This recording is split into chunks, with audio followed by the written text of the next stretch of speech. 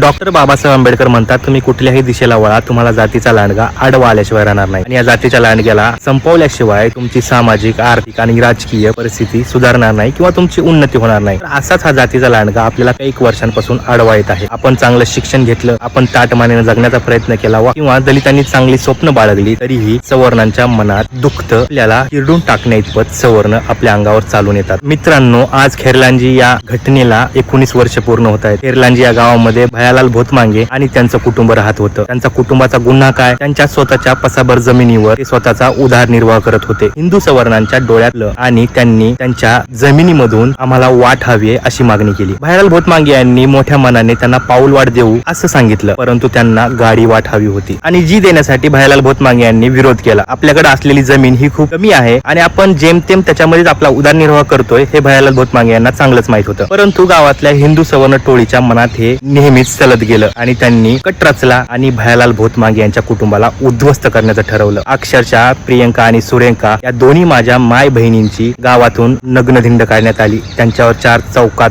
बलात्कार करण्यात आला. त्यांना अक्षरशः पळवून पळवून मारण्यात आलं आणि भयालाल भोतमांगे यांचं पूर्ण कुटुंब उद्ध्वस्त केलं गेलं. मित्रांनो, झाले जाती अत्याचार, न्याय अजून नाही र. न्यायाच्या आशेन लढे नगर रमाबाईर, सांगा कसा देईल गुन्हेगार न्याय र. आणि खैरलांजी न्यायासाठी रडते ढाई ढाईर. या अत्याचाराचा बदलार घ्यायचा आणि करा राख राख डोलारा जातीचा. डोलारा जातीचा राख केल्याशिवाय गत्यंतर नाही. जय भीम.